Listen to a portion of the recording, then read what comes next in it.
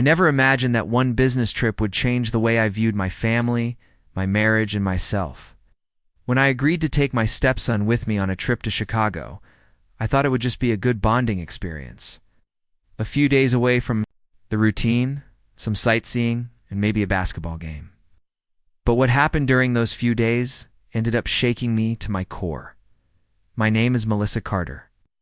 I'm a 42-year-old marketing executive based in Atlanta, and I've been married to Brian for 6 years. Brian has a son from his previous marriage, Tyler, who recently turned 19. Tyler is a quiet, respectful, and intelligent young man. Though he's had a tough time adjusting to adulthood, college life overwhelmed him, and after his freshman year, he decided to take a break and stay home to figure things out. Brian supported the idea, but he was constantly traveling for work, leaving Tyler home alone with me most of the time. We didn't talk much in those early months. I didn't want to cross boundaries. After all, I wasn't his mother. But slowly, I started to see that Tyler needed guidance, or at least someone who would listen. I tried to be there for him, offering support where I could without stepping on his father's toes. When I had to fly to Chicago for an important marketing summit and my assistant backed out last minute due to a family emergency, I jokingly asked Tyler if he wanted to tag along. To my surprise, he said yes. He'd never been to Chicago and said he needed a change of scenery. I cleared it with Brian, and just like that, the two of us were off. We landed on a Tuesday morning and checked into a cozy hotel downtown. I had booked 2 adjoining rooms for privacy, although the doors between them could be opened if needed. My meetings wouldn't start until Wednesday afternoon, so we had time to explore the city. Tyler seemed happier than I'd seen him in months. We went to Navy Pier, grabbed deep dish pizza, and took pictures near the Bean. That evening, we sat by the hotel lounge fire pit, sipping drinks, sodas for him, and a glass of wine for me. We talked more than we ever had. He opened up about the pressure he felt to live up to his father's expectations, his doubts about his career path, and his anxiety. I shared some of my own stories from my early 20s, hoping to make him feel less alone. At least I thought it was. The next day, I left him in the room with a list of museums he could visit while I attended the summit. I came back around 6 p.m., exhausted, but energized. My company's presentation had gone well, and my team even won a small award. I wanted to celebrate, and Tyler suggested room service and a movie. It was snowing outside, so staying in seemed like a perfect plan. I changed into comfortable loungewear and joined him on the couch in his room. The lights were dim, and a comedy was playing on the screen. We laughed and shared stories, and at some point I noticed how comfortable I felt around him. It was a different kind of connection, one that surprised me. That night, as I got up to leave, Tyler suddenly said, "I wish we could talk like this more. Often, you actually listen." I turned to face him. "Of course I do. You matter, Tyler?" He looked at me in a way I hadn't seen before. It wasn't disrespectful. It was intense, vulnerable.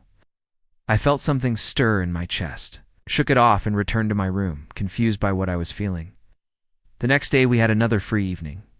The conference wrapped up early, and since we were flying back in the morning, I suggested one last fancy dinner. Tyler wore a button-down shirt and slacks. He looked mature, more like a young man than a teen. I wore a simple black dress and tied my hair up. The restaurant overlooked Lake Michigan, and the whole setting was almost romantic. But that wasn't the intention. We toasted with sparkling water, and Tyler said, "Thanks for bringing me this trip. It helped me." I smiled. That's all I wanted. The tension between us grew in the silence that followed. I didn't know what to say, and maybe I didn't want to admit what was happening. After dinner, we walked back to the hotel in near silence, the snowy wind brushing against our faces. Back in the room, I poured myself a drink and tried to read, but my mind kept going back to that look Tyler gave me. I wasn't used to feeling seen, not like that. Brian and I had been growing distant for months. Our conversations were functional. Our intimacy practically non-existent. I missed feeling valued, admired. A knock on my door pulled me from my thoughts. It was Tyler. "Can I come in?" he asked. "I can't sleep." I nodded slowly, and he stepped inside, sitting on the couch across from me. "I'm sorry," he said. "If I've made things weird." "You haven't," I whispered. "I'm just trying to figure things out." Talked again for hours about life, choices, fear, love. He told me how lost he felt, how everyone expected him to have it all figured out. I told him about my own regrets, jobs I turned down, moments I missed. At one point he reached out and took my hand. I should have pulled away. I didn't. Nothing happened that night. Nothing crossed a line, but the line felt closer than it should have been. The next morning, we flew home. Brian picked us up from the airport, asking how the trip went. I smiled, said everything went great, and thanked Tyler for being such good company. Brian didn't notice a thing, but I noticed everything. The way Tyler glanced at me when Brian wasn't looking, the way I hesitated before answering his texts in the weeks that followed, the way I questioned whether that emotional closeness was something I needed to protect or run from. Nice. Over the following months, things shifted.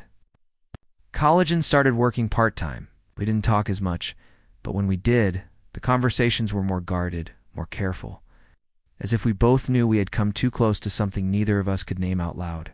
One evening, I found a letter in my bedroom drawer. It was from Tyler.